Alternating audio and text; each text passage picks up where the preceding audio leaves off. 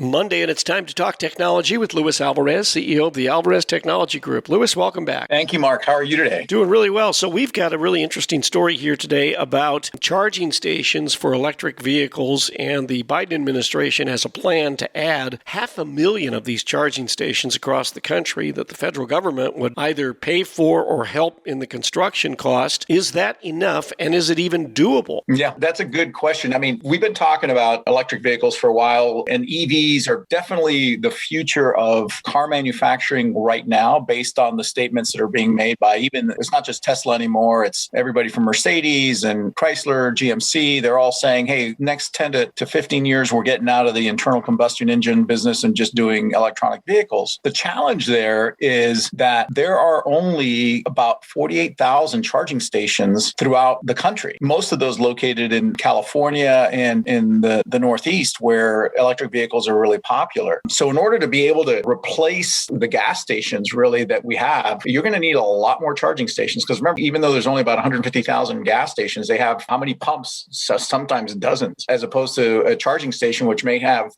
6 or 10 available spots. And it takes a lot longer to charge your electric vehicle than it does to gas up. So those are the challenges that we're going to have to overcome. And what the Biden administration is saying is, as part of their stimulus package that they're trying to get through Congress, they're going to fund up to 500,000 of these charging stations to encourage and accelerate the move to electronic vehicles and make sure that getting juiced up while you're on the road isn't a challenge. I just think that they are going about this all wrong, and that what we have is an energy policy where the pursuit of the perfect is the enemy of the good. We wouldn't need charging stations or even the sheer numbers that they're talking about if instead of electric vehicles, we converted the nation to hybrids. Because with hybrid vehicles, while you're driving down the road, you're charging the battery. You don't need the charging station. And I would bet that you could reach the environmental goals you want with a fleet of hybrid vehicles. I agree with you. We talked about the fact that hybrid vehicles are an advantage. They do reduce the carbon footprint, but they're not to the extent where you're inflicting a lot of pain and suffering on people trying to plan things like trips. I think having more flexibility by having hybrids isn't a bad option. Luis Alvarez, CEO of the Alvarez Technology Group, joining us on Power Talk Radio, online, alvareztg.com, @AlvarezTG, the Twitter handle. Luis, the toll-free number for the I-Team. Give us a call at 866-78-I-TEAM. It's 866-784-8326.